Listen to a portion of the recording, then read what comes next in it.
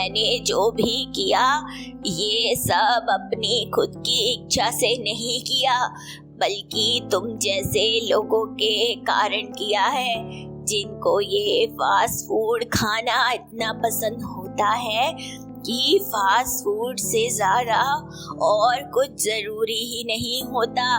मैं कभी किसी का बुरा नहीं करना चाहती थी, लेकिन तुम जैसे लोगों ने मुझे मजबूर किया जहरीले स्प्रिंग रोल खिलाकर सबको मारने के लिए। देखो, बातों को गोल गोल मत घुमाओ। जो कुछ भी सच है सीधा साफ साफ बताओ, नहीं तो बिना कुछ सुने ही तुम्हें जेल की सलाखों के पीछे डलवा देंगे काकी। उसके बाद तुम्हारे साथ जो भी होगा उसकी जिम्मेदार तुम होगी। ठीक है, मैं सब कुछ सच बताती हूँ। मेरा नाम मधु है। बात काफी साल पहले की है, जब मैं अपने परिवार के साथ रहा करती थी। मेरे परिवार में मेरा बहू, बेटा, पोता, पोती सब लोग थे।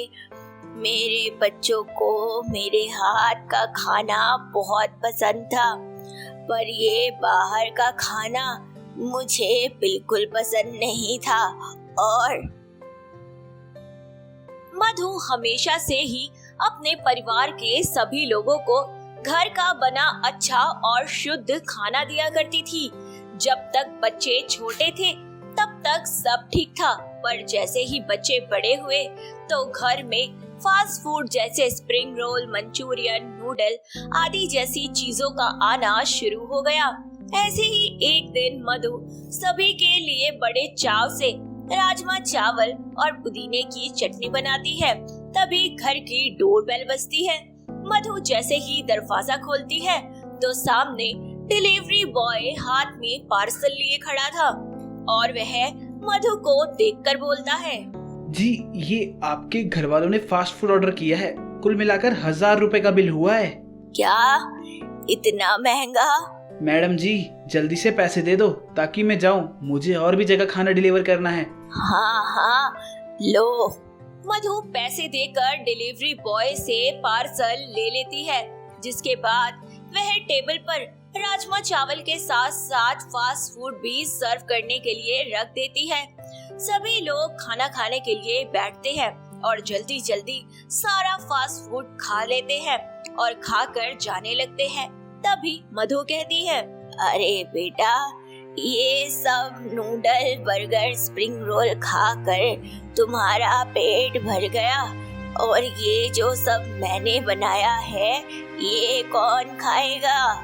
माँ जी, अब रोज रोज कोई क्या खाएगा घर का बना बोरिंग खाना, जब बाहर भी पैसे खर्च करके अच्छा खाना खाया जा सकता है।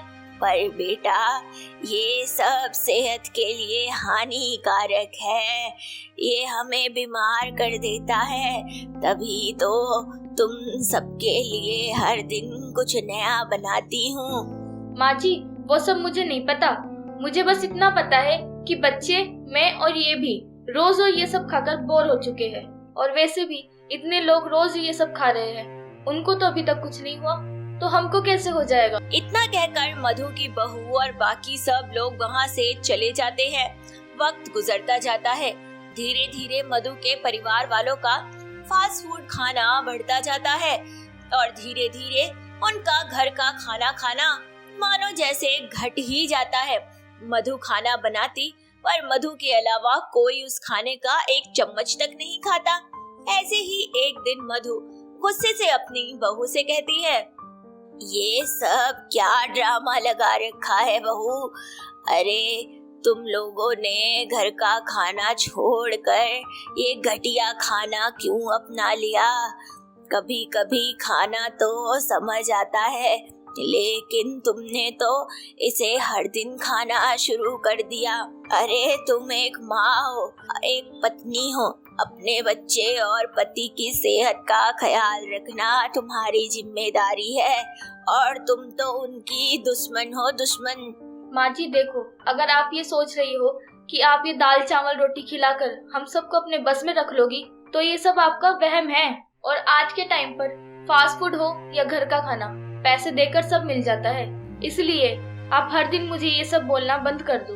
देख बहू, मेरे साथ अगर इस घर में रहना है तो फास्ट फूड खाना छोड़ना पड़ेगा तुझे, समझ गई? अरे तुझे लोगों की सेहत से प्यार नहीं है तो क्या हुआ, लेकिन मुझे तो है। अब इस घर में फास्ट फूड नहीं होगा। इतना कहकर मधु वहाँ से चली जाती है और गुजरते वक्त के साथ खाने और फास्ट फूड को लेकर मधु के घर में लड़ाई होने लगती है। ऐसे ही एक दिन मधु के बेटे की तबीयत खराब हो जाती है और उसे हॉस्पिटल में एडमिट करवाया जाता है, जहां डॉक्टर उसका चेकअप करते हुए बताते हैं, जी देखिए, जरूरत से ज्यादा फास्ट फूड खाने की वजह से पेशेंट के पेट में बहुत ज्यादा इन्फेक्शन हो गया है और उनके खून का भी पानी बन गया है। हमने इलाज शुरू कर दिया है, बाकी उनकी बॉडी पर डिपेंड करता है कि वो बच पाएंगे या नहीं। इतना कहकर मधु के बेटे का इलाज करने के लिए डॉक्टर उसे ऑपरेशन थिएटर में ले जाते हैं। डॉक्टर अपनी पुरजोर कोशिश करते हैं, लेकिन फिर भी उसके बेटे की जान नहीं बचा पाते और उसकी मौत हो जाती है। मधु के परिवार वाले मिलकर उसका अंतिम संस्कार कर देते हैं।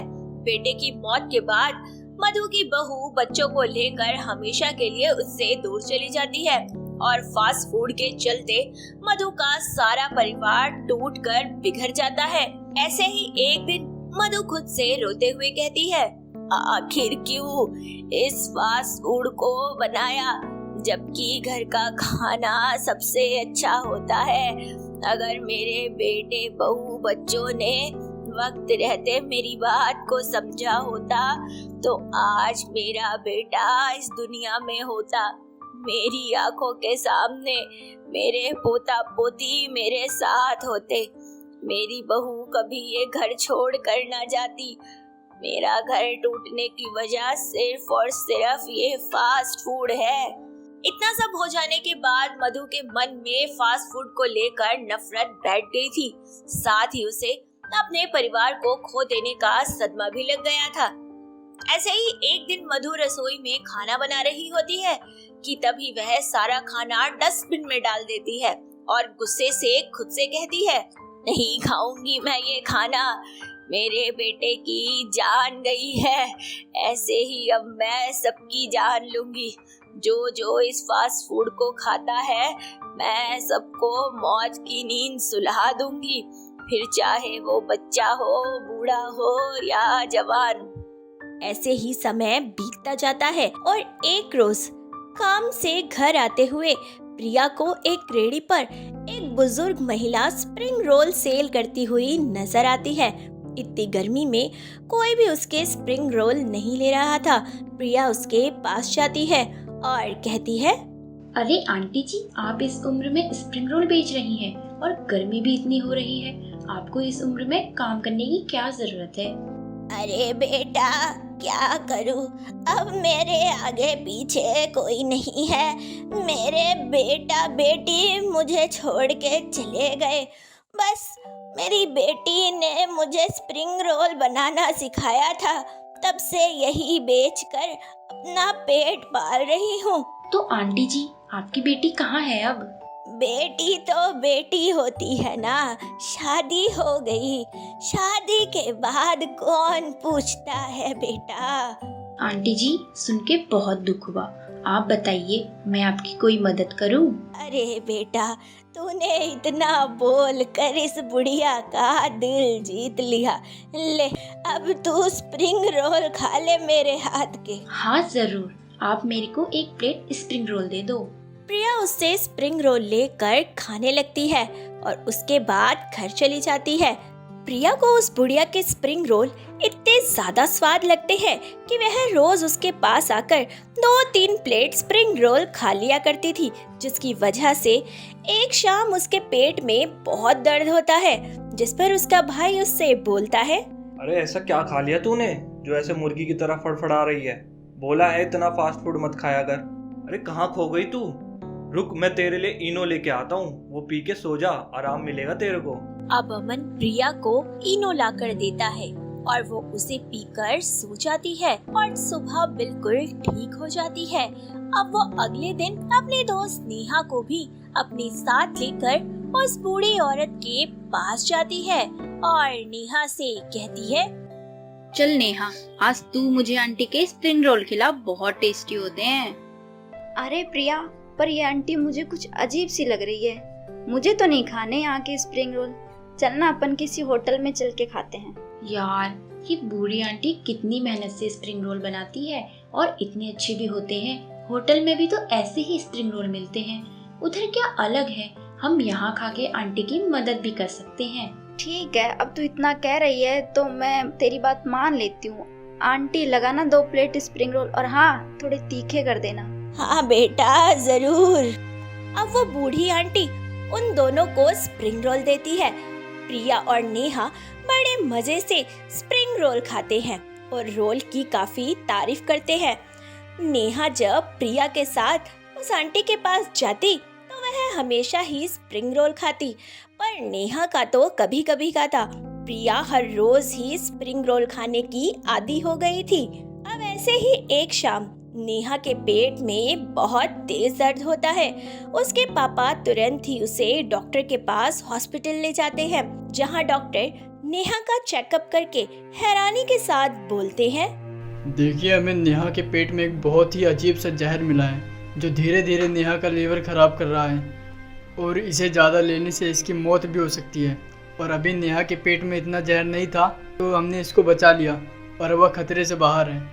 अरे डॉक्टर, पर मेरी बेटी के पेट में जहर जा कैसे रहा है? उसको तो कोई गलत आदत भी नहीं है और उसका कोई दुश्मन भी नहीं है जो उसके साथ ऐसा करे।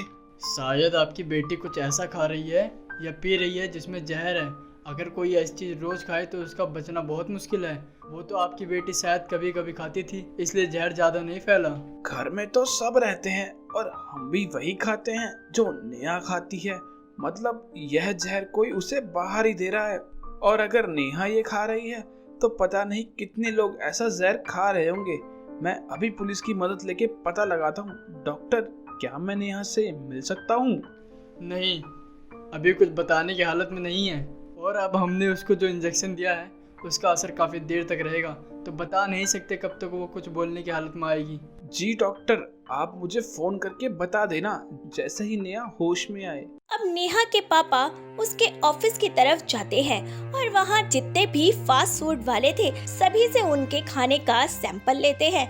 लेकिन बदकिस्मती से उस दिन वह बूढ़ी आंटी वहाँ नहीं होती।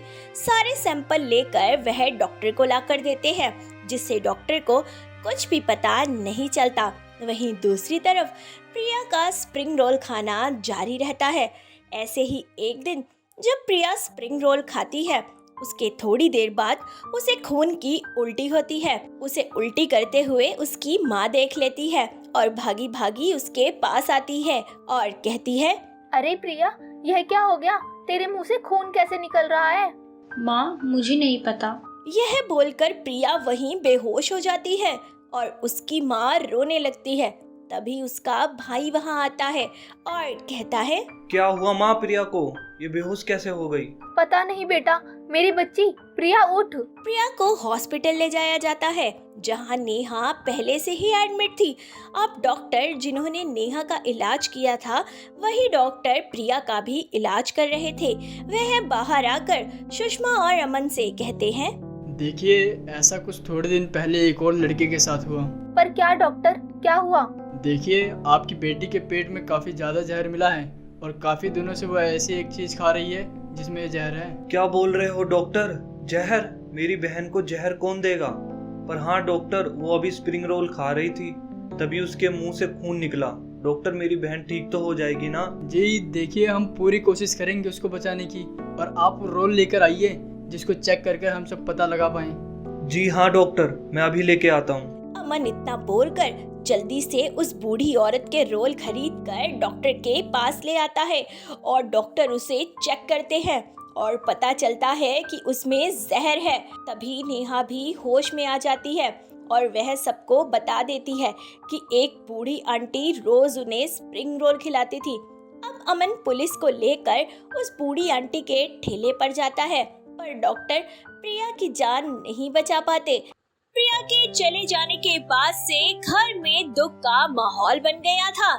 जिन जहरीले स्प्रिंग रोल की वजह से प्रिया की जान गई थी, अभी तक उन जहरीले स्प्रिंग रोल को बनाने वाली बुढ़िया का कोई अता पता नहीं था। ऐसे ही एक शाम अमन प्रिया को याद कर रहा होता है, तभी वहाँ नेहा आती है और बोलती है, भाई मैं जानती हूँ कि आप प्रिया से कितना प्यार करते थे और उसके चले जाने के बाद आप कितना टूट गए हैं, पर भाई अगर आप ऐसे हार मान जाओगे तो हम उस बूढ़ी आंटी को कैसे पकड़ पाएंगे जिसकी वजह से ये सब हुआ, जिसने धीरे धीरे करके हमारी प्रिया को जहर दिया है। हमें उसका पता लगाना ही होगा और उसके किए की सजा दिलानी होगी और ये भी पता लगाना होगा कि आखिर उसने ऐसा क्यों किया, क्या दुश्मनी थी उसकी मुझसे और प्रिया से।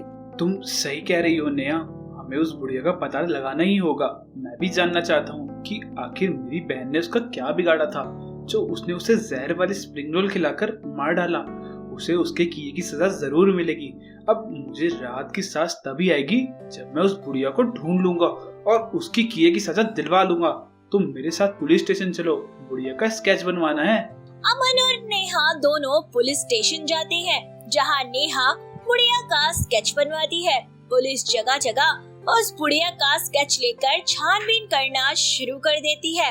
हर तरफ बुढ़िया के बारे में पूछताछ की जाती है, पर कहीं से भी उसके बारे में पता नहीं चलता है। थक हार कर पुलिस को यह केस बंद करना पड़ता है। नेहा के पिता अमन के पास आते हैं और बोलते हैं, बेटा पुलिस ने तो अपनी जांच पड़ताल बंद कर दी है, पर हम तो ऐसे हाथ पर हाथ रखकर नहीं बैठ सकते हैं। अपनी बिटिया की जान गई है, हम इस बात को ऐसे नहीं जाने दे सकते। आप सही कह रहे हैं अंकल, जब तक मैं इस बात का पता ही नहीं लगाता कि इस बुढ़िया ने क्यों नेहा और प्रिया को जहरीले स्प्रिंग रोल खिलाए, मुझे तसल्ली नहीं होगी। हाँ बेटा, इस काम में मैं तुम्हारे साथ हूँ और जब तक प्रिया के कातिल को सजा नहीं मिल जाती तब तक हम चैन से नहीं बैठेंगे। ऐसे कुछ दिन बीत जाते हैं। अमन को किसी काम से बाहर जाना पड़ता है, तभी उसकी नजर रेलवे स्टेशन पर खड़ी बूढ़ी औरत पर जाती है जो कि एक रेहड़ी पर स्प्रिंग रोल बेच रही थी। तभी अमन अपना फोन निकालता है और नेहा के जरिए बनाए हुए स्केच को देखता है और खुद से कहता है, अगर मैंने इस बुढ़िया को जाकर सीधा कह दिया ये तो अपने आप को बचाकर भाग जाएगी और फिर मैं प्रिया की मौत का बदला कैसे लूंगा और मैं इसके मुंह से कैसे निकलवाऊंगा कि इसने किस किस के साथ ये सब किया है और इससे किए की सजा कैसे दिला पाऊंगा। पहले मुझे इसके साथ नॉर्मल बिहेव करना होगा ताकि इसे मुझ पे कोई शक ना हो। यही सही रहेगा, मुझे धीरे धीरे सब करना होगा। इतना कहकर अमन उस बुढ़िया के पास जाता है और बोलता है, अरे काकी, स्प्रिंग रोल कैसे दिए? अरे बेटा 20 रुपए की एक प्लेट है। अच्छा, बहुत सस्ते हैं और लोग तो बहुत महंगा दे रहे हैं। अरे बेटा, इस उम्र में पेट पालना है, अब महंगा बेचूंगी तो पेट कैसे भरूंगी। हाँ चलो फिर एक प्लेट पैक कर दो काकी। हाँ अभी देती हूँ। इतना कहकर बुढ़िया जल्दी से एक प्लेट स्प्रिंग रोल अमन को पैक करके दे देती है। अमन उस बुढ़िया के पास से स्प्रिंग रोल लेकर फटाफट से उसी डॉक्टर के पास जाता है जिसने नेहा और प्रिया का इलाज किया था। डॉक्टर जल्दी से उस स्प्रिंग रोल को टेस्ट करते हैं और बताते हैं, अमन, ये बुढ़िया अभी भी स्प्रिंग रोल में जहर भर के बेच रही है और सबको खिला रही है। प्रिया और नेहा की तरह ना जाने कितने लोगों की जान को खतरा है और कितने लोग मौत की नींद सो चुके होंगे। डॉक्टर, हमें जल्दी इस बुढ़िया का कुछ न कुछ तो करना ही होगा, वरना ये ऐसे ही लोगों की जान लेती रहेगी। इतना कहकर अमन डॉक्टर से स्प्रिंग रोल की टेस्ट रिपोर्ट लेकर सीधा पुलिस थाने जाता है और सारी बात पुलिस को बताता है, जिसके बाद वह इंस्पेक्टर के साथ मिलकर बुढ़िया का पर्दाफाश करने के लिए एक प्लान बनाते हैं। ऐसे ही 1-2 दिन बाद अमन फिर उस स्प्रिंग रोल वाले बुढ़िया के पास जाता है और बोलता है, अरे काकी, कैसी हो आप? आपके स्प्रिंग रोल तो सच में बड़े ही स्वादिष्ट हैं। मैंने तो खाए और साथ साथ अपने दोस्तों को भी खिलाए, उनको भी आपके स्प्रिंग रोल बहुत ही अच्छे लगे। सच में काकी, मेरी बहन तो पूछो ही मत, कितनी फैन हो गई है आपकी। और जल्दी से 5 प्लेट स्प्रिंग रोल और पैक कर दो। अरे धन्यवाद बेटा, तुम जैसे लोगों की वजह से ये गरीब 2-3 दिन खाना खा लेगी। मैं अभी तुम्हारे 5 प्लेट स्प्रिंग रोल पैक कर देती हूँ। बेटा अपने आसपास वाले बच्चों को भी कहना कि खरीद लिया करे, उन्हें अच्छा स्वाद मिलता रहेगा। वैसे काकी, आपके स्प्रिंग रोल में कुछ अलग स्वाद आता है, कोई मीठा जहर मिलाती हो क्या? क्या कहा, जहर? अरे बेटा, मैं क्यों जहर मिलाऊंगी? ये तुम सब तो मेरे बच्चों जैसे हो, भला मैं ये सब क्यों करूंगी? अरे मेरा मतलब था कि प्यार वाला जहर मिलाती हो क्या? तभी तो आपके स्प्रिंग रोल खाते ही रह जाता हूँ मैं। हाँ बेटा, लो तुम्हारे स्प्रिंग रोल, खाते रहना।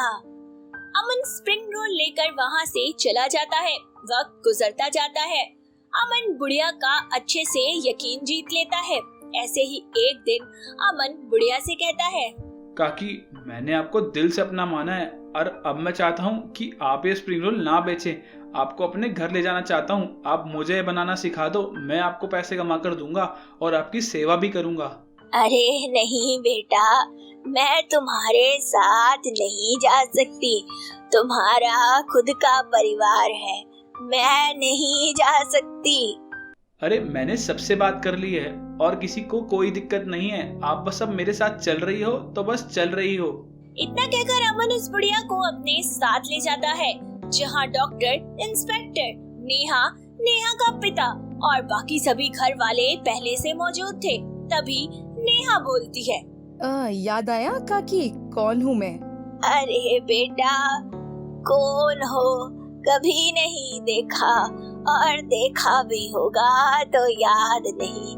इस उम्र में नजर और याददाश्त कमजोर हो जाते हैं। ये लड़की तो याद होगी ना आपको? आपके स्प्रिंग रोल खाना बहुत पसंद था इसे। हाँ, ये बच्ची तो मुझे याद है, पर आप सब लोग ऐसे शक भरी निगाह से क्यों देख रहे हैं मुझे? क्योंकि काकी, अब तुम्हारा सच सबके सामने आ चुका है। क्योंकि ये पुलिस है ना, ये तुम्हें गिरफ्तार करने के लिए जाएगी। क्योंकि हम सब जानते हैं कि तुम स्प्रिंग रोल में जहर मिलाकर बेच रही हो और मेरी दोस्त अमन भाई की बहन प्रिया रोज तुमसे लेकर वो जहरीले स्प्रिंग रोल खाया करती थी, जिसकी वजह से अब उसकी जान चली गई है और वो हम सबको छोड़कर चली गई। बताओ काकी, क्यों किया तुमने ऐसा प्रिया के साथ? और उसके साथ ही नहीं, मेरे साथ भी किया। मैं तो बच गई, पर प्रिया चली गई और आज भी तुम लोगों को जहर दे रही हो। बोलो क्यों कर रही हो ये सब? नेहा की बात सुनकर वह बुढ़िया जल्दी से वहाँ से भागने की कोशिश करती है, पर इंस्पेक्टर उसे भागने का मौका नहीं देते हैं। जिसके बाद वह बुढ़िया के हाथों में हथकड़ी लगाकर उसे चेयर पर बिठा देते हैं और सवाल जवाब करना शुरू करते हैं। ये फास्ट फूड ही मेरा दुश्मन है और मैं हर एक इंसान से बदला लूंगी जो इसे खाता है। तुम्हारी बेटी प्रिया भी ऐसे ही फास्ट फूड खाती थी, बस फिर क्या था, मर गई ना। मैंने नहीं कहा था कि आओ और जहर खाओ, ये जहर उसने खुद खाया है। अरे आजकल लोग फास्ट फूड के इतने ज्यादा दीवाने हो गए हैं, घर का खाना और बड़ों का प्यार तो जैसे भूल ही गए हैं। अपनी सेहत का खुद ख्याल रखना नहीं और कोई रखे तो बर्दाश्त नहीं। इसीलिए मैंने ना जाने कितने लोगों को ऐसे ही जहरीले स्प्रिंग रोल खिलाकर मार डाला और आगे भी ऐसे ही करती रहूंगी। तुम पागल हो चुकी हो काकी। अपने बेटे की मौत और बच्चों को खो देने के गम ने तुम्हें पागल बना दिया है और इस पागलपन के चलते ना जाने तुमने कितने मासूमों की जान ली है और इसे अपने बदले का नाम दे रही हो। तुम्हें बदले की नहीं काकी, इलाज की जरूरत है। अब तुम्हारे जहरीले स्प्रिंग रोल खोलने का खूनी खेल यही खत्म होता है। इतना कहकर इंस्पेक्टर मधु को सबसे पहले हॉस्पिटल ले जाते हैं, जहां उसका इलाज कराया जाता है और जांच के दौरान पाया जाता है कि बढ़ती उम्र के साथ मधु अपना दिमागी संतुलन खो चुकी है और वह एक तरीके की साइको हो चुकी है। वहीं दूसरी तरफ प्रिया और नेहा के परिवार वालों को समझ आ जाता है कि किसी भी चीज का आदी होना कितनी बुरी बात है। घर वालों के प्यार और खाने का सम्मान करना चाहिए, यही हमारा प्रथम कर्तव्य बनता है। तो दोस्तों, इस कहानी से हमें सीख मिलती है कि बाहर का खाना चाहे कितना भी अच्छा क्यों ना हो, लेकिन परिवार में एक साथ बैठकर बने घर के खाने से बढ़कर कुछ नहीं हो सकता।